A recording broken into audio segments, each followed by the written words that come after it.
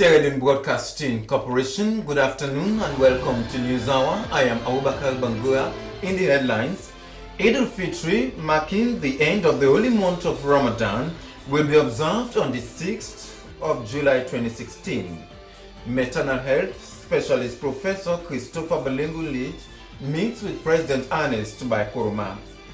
The Director General of the Sierra Leone Broadcasting Corporation stresses the need to train camera operators for change from analog to digital soon. Environment Protection Agency shuts down operations of Shenfen Mining Company for failure to acquire environmental impact assessment license. All these stories and more, including business and sports news, lined up here in this edition of News Hour.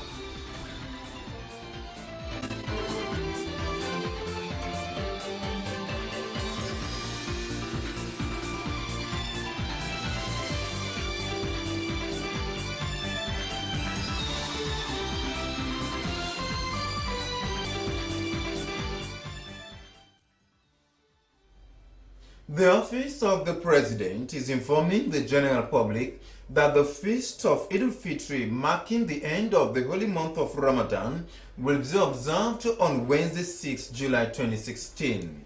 In connection to this, Wednesday, 6 July 2016 is declared a public holiday throughout the Republic of Sierra Leone, observance of the feast of Eid al-Fitr. Maternal health specialist Professor Christopher Balengu has called on President Ernest Bakar State House to relate to him with the experiences in the maternal health care sector in Sierra Leone. Professor Lynch told President Ernest Bakar that there is room for improvement that is cost effective. Razia Bashkamara sent in this report for News Hour. Christopher Balengu is a Sierra Leonean born in 1947 and was educated at Oxford and St. Bartholomew's Medical College, London. He graduated in medicine from Barts in 1973 and after various appointments at Barts from 1982 to 1983, in 1984 he was appointed as consultant to the Oxford region based at Milton Keynes General Hospital. As part of his training commitment for the year 2016, Professor Christopher Balengu was invited to Sierra Leone by Kappa Care, a Norwegian charity, to conduct a 5-day training and workshop at the Masanga Hospital in Bangura from the 24th to the 26th of this month for high-risk pregnancies, including traverse compression techniques for placenta previa, which is a new technique used worldwide. As a result of his excellent work done by Professor Lynch, the First Lady, Sianyama Kuruma, became involved in his visit and requested an extension of his stay to enable the professor to further engage with relevant stakeholders in the health sector. Professor Christopher Balengu, based on his valuable contributions to the health sector worldwide and following his successful practice in complex gynecological surgical procedures, has been nominated for the Nobel Prize 2016. Briefing the President on the purpose of his visit, Professor Christopher Balengu informed President Ernest Bakar that he has worked in the United Kingdom, which is internationally recognized as important. He added, the World Health Organization has recently published that his operations have saved the lives of 2 million women around the world, and for that reason, he has been put up for this year's Nobel Prize. Professor Lynch noted with appreciation that he might not get the award, but it's worth to be considered, and as a Sierra Leonean, he is very proud of it. He revealed that he came to Sierra Leone on the invitation of Kappa Care, a Norwegian charity that does training of healthcare assistants alongside doctors to improve capacity building. The landed professor pointed out that they need capacity in Sierra Leone as they don't have enough doctors that need those are able to show potential to provide service to every part of the country. Program to improve it. I feel firstly we need what we call integrated care. not fragmented care, integrated care, where we can have a center for coordination. Say based in Joe, I've seen the hospital in Joe. Very good, very nice, very new, very organized. So I would have thought a center like that could be a good postgraduate center for two things, education and skills training.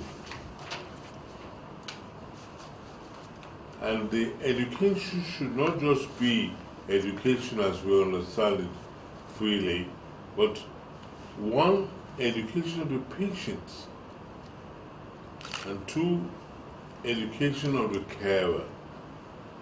So the patient on the one hand to recognize when things are not right, simple things, the health cares, the traditional birth attendants, to know when to call for help, when to motivate their patients to go and seek help. Welcoming Professor Christopher Lynch, President Ernest Bai Koroma said it is always refreshing to have him back home, and that as a country they are very proud to have one of them. As leader in healthcare delivery, which as a result he has saved over 2 million lives. The president pointed out that it is a pride to them as Sierra Leoneans, and it is something they have to be boastful about. As Professor Christopher Lynch, the Sierra Leonean, is making all the landmark achievements in the world in saving lives, to the extent that he has been recognized by the World Health Organization. He added that his landmark achievements have also made him to be even nominated for the Nobel Prize Award this year. Therefore, as a government and country, they hope and pray that he wins the award, because it will also feature Sierra Leone, including himself, in the international community for a very good reason. President Koroma observed that the country has been in the media for a period for the wrong reasons. As such, let them now start featuring the good reasons, and for causes that will bring a lot of recognition and respect to Sierra Leone and Sierra Leoneans. The president thanked Professor Lynch for the work that has been done in the past couple of days he has stayed in Sierra Leone. He maintained that as Sierra Leonean, especially in the medical field, they need a lot of training, for which there is no doubt about, and which is the reason why in government's post-Ebola recovery program in the next 6 to 9 months, they have prioritized health, including the 10 to 24 months post-Ebola recovery program. This President Koroma emphasized is because they believe that as a government, they have to revamp the entire health sector by strengthening it and making it more resilient. The president pointed out that it will require taking new approaches in addressing the issues and to train more of their people. You're helping out, but we also need help. I mean, yes, it is our responsibility to contribute towards international development. But whilst we are making great efforts out there, we also should ensure that our people are not left behind. We have to train our people, develop our infrastructure, so that the maternal and child health and the challenges we are facing there will be a thing of the past. So let me assure you that as a government, we are very keen on working on it. And also assure you that the Ministry of Health and the Office of the First Lady will collaboratively work together to ensure that we get you out there more often, so that the wealth of experience, the knowledge you've had could be imparted to our people. Director General of the Sierra Leone Broadcasting Corporation, Dr. Elvis Gbanabum Hallowell, has stressed the need to train camera operators with the required equipment in changing from analog to digital. The Director General was speaking at a training organized by the camera operators drawn from SLBC, Star TV and AYV, organized by the Muslim television based in the United Kingdom. Doreen Kaloko has the story. Broadcasting Corporation prepares to transform from an analog to digital system. The training of cameramen from various broadcasting houses is vital for professional service delivery. The aim is to teach them the new techniques of camera operation to improve on their content of television programs. Director General of the Sierra Leone Broadcasting Corporation, Elvis Banabum Alowel, says that despite the importance attached to training people, it is of essence that television station be provided with the required facilities to do an effective television show. He adds that at the moment the SLBC is working towards a transformation from analog to digital system. The Director General assures that his focus is to embark on a series of documentary with the required content that will be good for television broadcasting. This is what, gives us a relationship, both African television and the European television. And we want to make use of it. We want not only getting the training, but you can get the training, but if you do not have the equipment, you're in trouble. So we're looking forward to this kind of situation, where we can improve both our techniques and our equipment. We're working on that, because that migrating from analog to digital means you have to have the necessary equipment. Chief Coordinator of the Muslim Television Ahmadiyya Sierra Leone informs that they are a faith-based television station that operates on 3 satellites.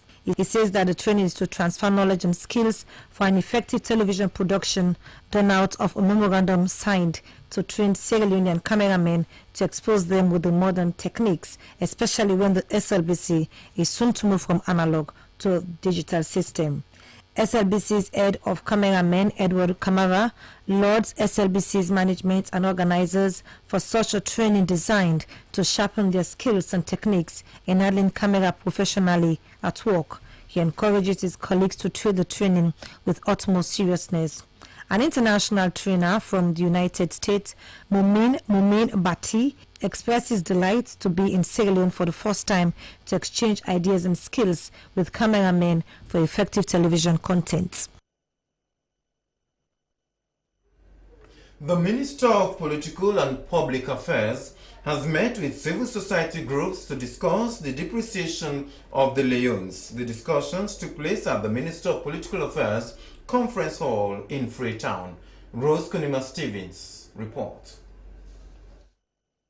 Minister of Political and Public Affairs Nanette Thomas says that as a government they are open to constructive criticism and that they are willing to work together with civil societies in the country.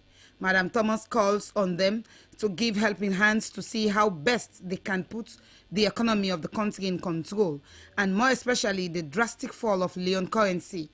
She encourages people to do good business to build up the economy rather than blaming the government. The Political Affairs Minister says many Sierra Leoneans are unwilling to farm crops, adding that some business people borrow money from lending institutions, but they never return to pay back. Chairman for Democracy Sierra Leone Alhaji Warise calls on government to enable Sierra Leoneans access loans from the Bank of Sierra Leone as microcredit to do business, or giving loans to the private sector to do their business. He says by so doing, it will help boost the economy and the business sector will grow. He adds that civil societies need to come on board in helping governments to boost the economy. Chairman Coalition for Civil Society, Alfonso Manley, on issue of flooding and other disaster areas in the country, says that government should remove those people living in the slum areas by enforcing the law. He adds that the area of cluster bins in the country is a problem because there is no place to deposit garbage as all the lands have been sold. He notes that even those who were taken to 6 Mile last year because of the flooding, they came back to settle in the slums. President for Women's Forum Sierra Leone, Maud Peacock, calls on governments to address the issues of violence against women. She says that even now women still continue to suffer from rape and domestic violence. Madam Peacock recalls a woman who was killed recently and her naked body was exposed in the social media all over the country. She also calls on government to put modalities in place, and as women, they also condemn both rape and domestic violence against women.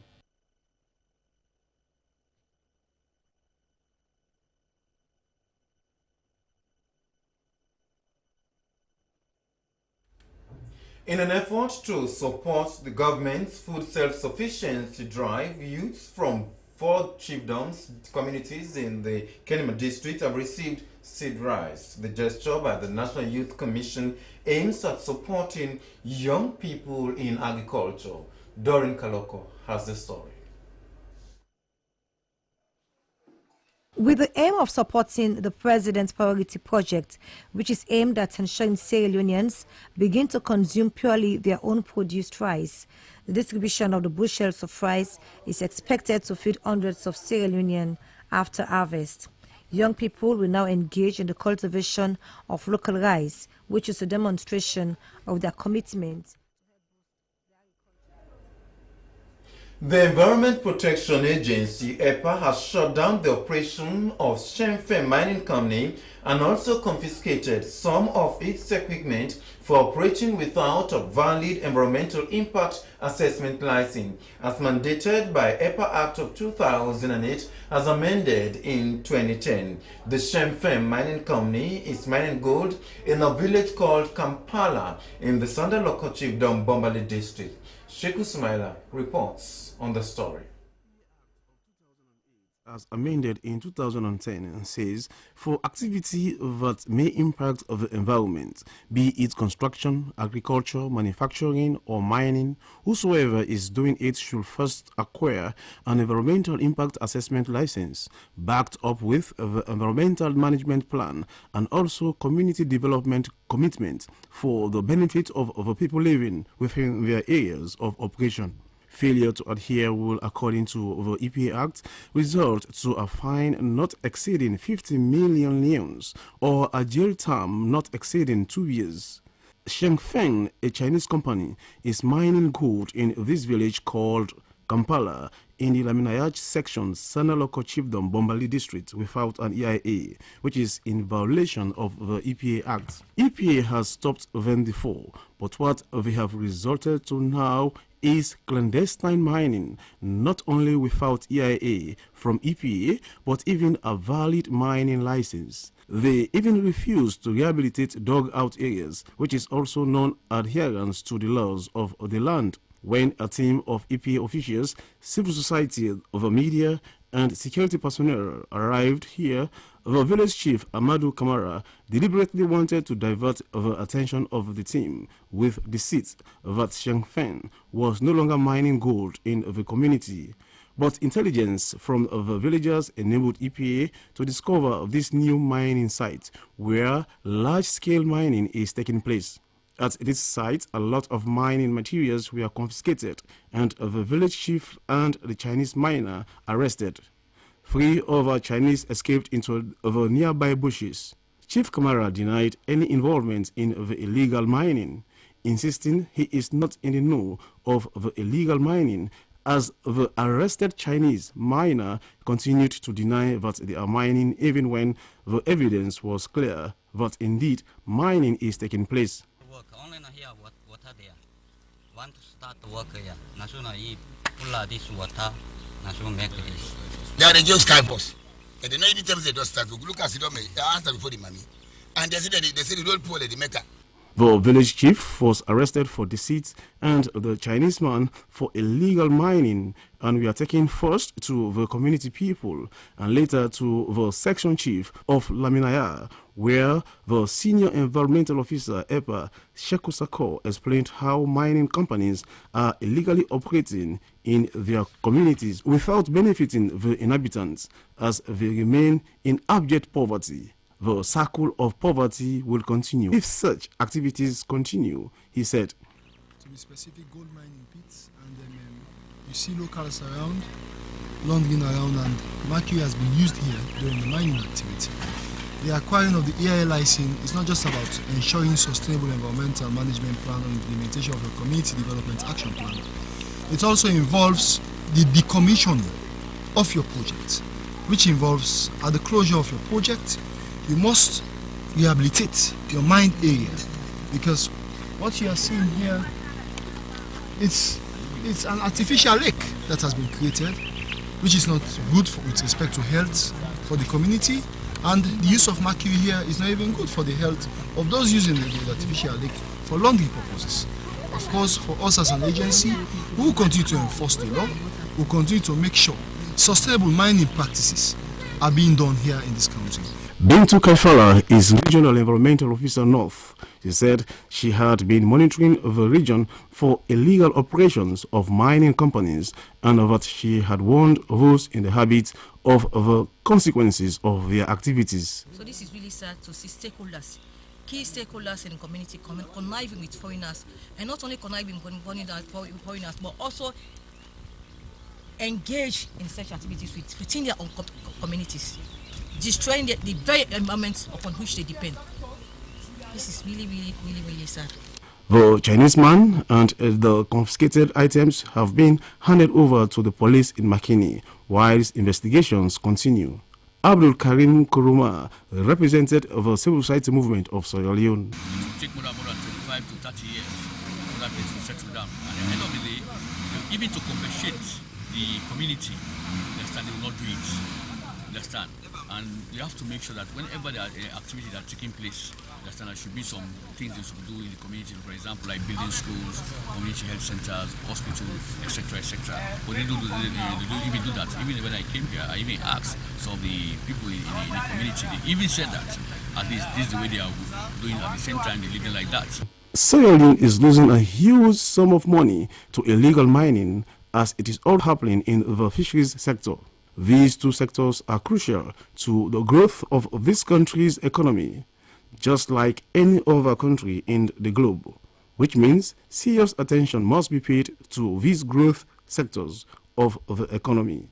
Reporting for SLBC News, I'm Sheikh Usmaila. In an effort to support the government's food self-sufficiency drive, youth from 4 communities in Kenema district have received seed rice. The gesture by the National Youth Commission aims at supporting young people in agriculture. Dorin Kaloko reports. With the aim of supporting the President's Priority Project, which is aimed at ensuring Sierra Leoneans begin to consume purely their own produced rice, the distribution of the bushels of rice is expected to feed hundreds of Sierra Leoneans after harvest. Young people will now engage in the cultivation of local rice, which is a demonstration of their commitment to help boost the agriculture sector. National Youth Commission Regional Coordinator East, Sandy Kongo Sama, says that the distribution of the bushels of rice to 4 communities in the Kenema district is aimed at supporting young people to engage in industrious work that will change their lives for the better. The regional coordinator says the National Youth Commission is passionate in transforming the mindset of young people to a better youth, preparing to benefit from the President's agenda for prosperity. He noted that over the years, they have supported young people in different trades, but now see the need to support them in agriculture, the bedrock of the country's economy. He says with more young people in the agriculture field, it will help the country to make a lot of gains in providing local foodstuff for consumption. He told you to take the project seriously and carefully monitor the rice cultivation for the good for all. He spoke about plans to give more agricultural support to the youth in the Kenema district to help the government achieve food self-sufficiency.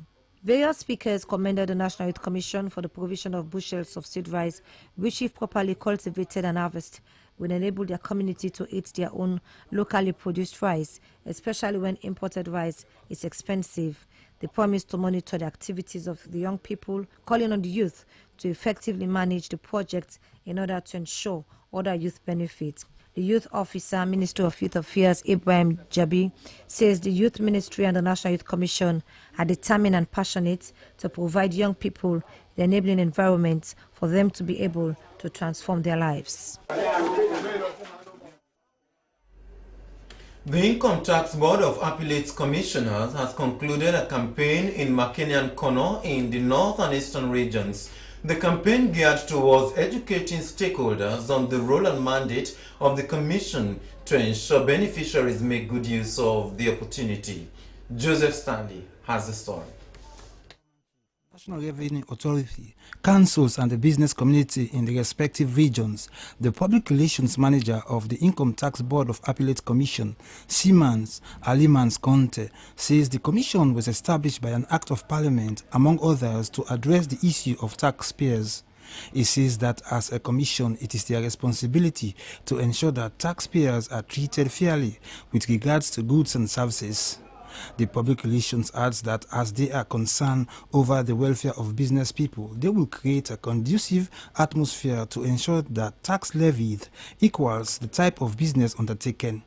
The public relations manager describes the business community as a vital partner in national development, stressing the need to collaborate with them with a view to forging ahead with the Commission's mandate. He informs that a similar public awareness campaigns have been conducted in other regions, explaining about the importance of the campaign. The purpose of the visit primarily is just to ensure that we pass a message on to the stakeholders about the existence, the role, the formation of the Board of Appellate Commissions. We want to encourage the business community to start making use of the facilities that are afforded to them under the provisions of the Income Tax Act of 2000. We've held constructive and substantive discussions with both the business community in McKinney and in Connaught. A majority of them have expressed a lot of optimism. They're hopeful about the prospects of seeking some form of relief via the Board of Appellate Commissioners. Several other speakers, while making meaningful contributions, thank the Commission for the awareness campaign and emphasize the need for collaborative efforts between the Commissions and the business community to enhance positive results. SLBC News, Joseph Stanley reporting. The Ministry of Agriculture has commissioned the National Livestock Animal Welfare and Rabies Control Task Force, also launched the National Rabies Elimination Program in Freetown. The launch is part of the International End Rabies by 2030, which, according to reports, Sierra Leone has one of the highest densities of stray dogs in the world that are potential carriers of the virus. According to reports, rabies is endemic in the country and more than 500 people died as a result of rabies every year. Sierra Leone has been selected amongst the other West African countries to pilot a national strategy for the elimination of dogs-mediated rabies 2015 to 2020. This is News Live on the SLBC. Up next is the business news. Stay with us.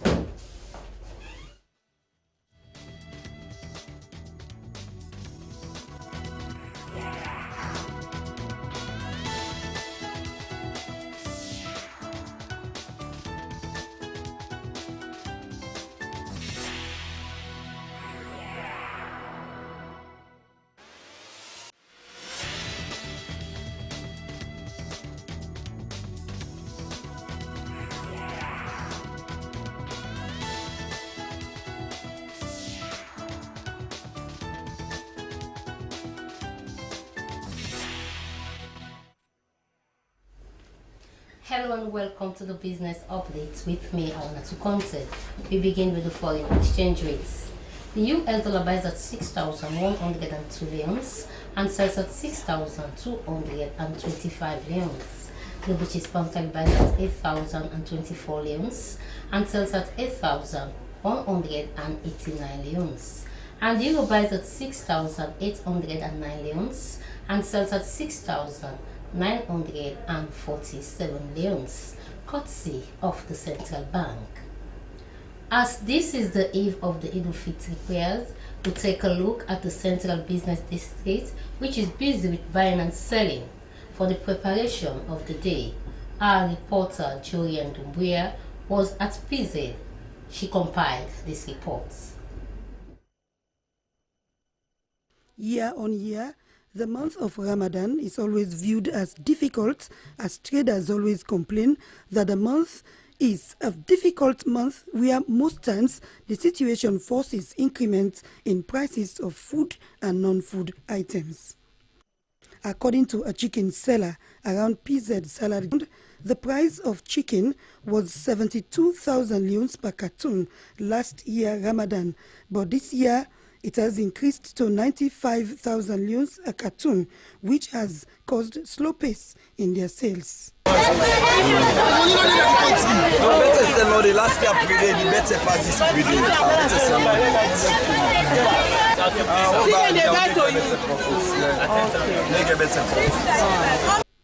This trader sells used clothing. He said the sale is difficult for them, especially when the cost per bale of used clothing has gone up due to the value of the dollar. Understand? Really, it's really huge man and the suffer right now, understand? City council and they are in the money we understand the price of the city room. We see the whole one, the most be like 10, 15 guys. That's the one we see them all. And then the money we, and then the money we now. It's not one out of the money. It's not easy really, understand? But I don't know how the government can put it for you. He complained the Freetown City Council police harassment as part of their problems. However, some buyers made comments on the occasion.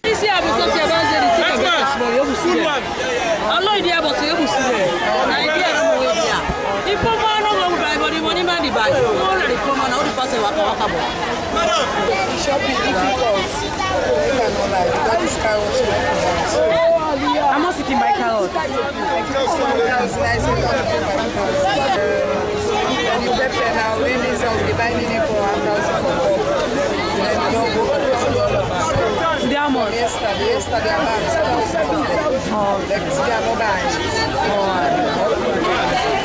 Well, this year I think things in there anyway, things in there, but we promise I have to buy sneakers. Although it's similar to Muslim, but I guess some friends are not Muslim as well. We then get some play and now all kind of things. They say can buy things in there. But things in there, things in there and the price are not them reasonable this thing. Yeah, if you go the slippers, there's some get price high and then some price low. The International Monetary Fund fifth review under the Extended Credit Facility Arrangements for Sierra Leone has approved and disbursed $34.12 million. According to IMF resident representative Iyabo Masha, Sierra Leone's economy has deteriorated significantly.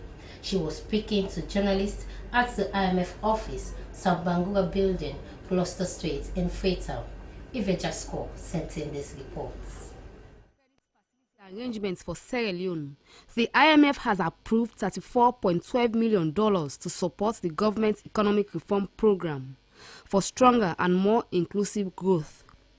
It also plays a catalyst role for bilateral and multilateral assistance. After many years of strong growth, Sierra Leone's economy has deteriorated significantly since mid-2014, when the country was hit by twin shocks of Ebola and sharp decline in iron ore prices. Growth declined from 4.6% in 2014 to negative 12.1% in 2015. The budget and the exchange rate were also under pressure, and the vulnerabilities in the banking system increased substantially. She added that program performance has been relatively good and that December 2015 quantitative performance criteria were met, whilst performance against the end of September 2015 indicative targets were mixed. She noted that considerable progress was made in key structural reform areas, although a few structural benchmarks were met with delays and others missed. For 2016, growth is expected to recover moderately. Inflation might edge up slightly, driven mainly by further exchange rate depreciation. The budget implementation is expected to be challenging, even more than in 2015, because there is a decline in budget support as Ebola winds down and donors are reducing their commitments. In addition, there is constrained domestic financing, and on top of that, there are some pressures on expenditure from spendings on wage and the delay in eliminating the fuel subsidies. IMF resident representative pointed out that implementing structural reform will aim at economic diversification as a key to achieving strong and sustainable growth to reduce poverty, and that priority should be given to improving the business climate, enhancing infrastructure, and supporting private sector development. To address these challenges, the authorities are committed to stepping up reforms and improving public finance management. Key reforms include liberalization of the telecommunications gateway, imposing goods and services tax on all electricity bills, and significant reductions in tax exemptions and duty waivers. Agriculture, she cited, is a major area to improve the country's economy, noting that goods and services tax on electricity is a law. She noted that Sierra Leone is the lowest country that has the depreciation of foreign currency, and as the fall of the economy is due to international reasons. Projected growth rate for 2016, she said, is 4.3%. That's the business update. I'm Awana Tukonte. Keep watching. This is News on Live on the Sierra Leone Broadcasting Corporation. The 10th memorial anniversary of the late mayor of the Freetown municipality, Alfred Abraman Akibobet, has been held at the Mountain Rural Secondary School at Regent's Village and the Church of the Holy Trinity, Kissy Road in Freetown. The memorial of the late Alfred Abraham Akibobet started with the renovation of the Mountain Rural Secondary School and awarding of scholarships to outstanding pupils. Judith Sana reports.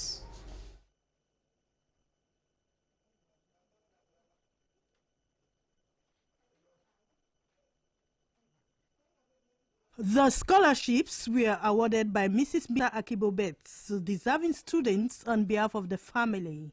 She encourages them to treat their schoolwork with seriousness, as education is key to success. Earlier, the Reverend Albert Beckley calls for joint efforts in ensuring that the future leaders are empowered. Mountain Rural Secondary School Principal Willie Smith-Taylor appreciates the family, underscoring the need for collaborative efforts in the promotion of the school. He assured that they will maintain the school to expectation. According to one of the children of the late man, Alfred Akibobet Jr., they went to boost the school because it's one of their father's legacies. The school was repainted and furnished with furniture aimed at providing the children with a conducive learning environment. He notes that as a family, they were celebrating their father because of the great impact he made on earth. Mr. Akibobet informs the guardian that their father was a renowned politician and a member of the APC party. Mr. Akibobet Jr. explains some of the services rendered by their father within the municipality. This school behind us here is the Mountain Rural Secondary School. It was founded by my parents, but most notably my late father, Alfred Abraham Akibobet, 30 years ago, on the 18th of September 1986. Although Regent's Village was far away from Freetown that time, but my father wanted education to come to this village, and the village only had a primary school that time. So my father decided to open a secondary school, and it's still standing.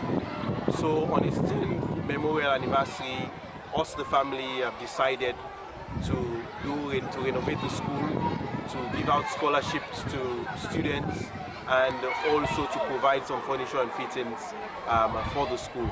So that's what we're here to do today, and we're happy to be here as a family, and we'll continue obviously to celebrate his life and obviously to continue to support the school. In a similar tribute at the Holy Trinity Church, the National APC Deputy Secretary General Frank Kagbo spoke of political affiliation with the All People's Congress Party. There are so many descriptions that came to mind about Alfred Abraham Akibobet.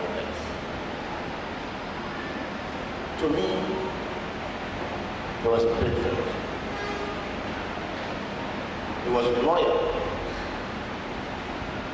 He was faithful. to Sierra Leone and all who live here. Alfred was forthright. He was also stubborn principled. He will hold on to a position, and by God, it will be hard to shift him from that. He had a very strong character, personality, that nobody can deny. And he was, despite of that, a compassionate and God-fearing man. Celebrants of the event at the Holy Trinity Church, Reverend Canon Cole urges the congregation to be steadfast in the Lord and walk according to the gospel. Besides his mayorship position, the late Alfred Abraham Akibobet served as Minister of Fisheries and later Lands before his demise.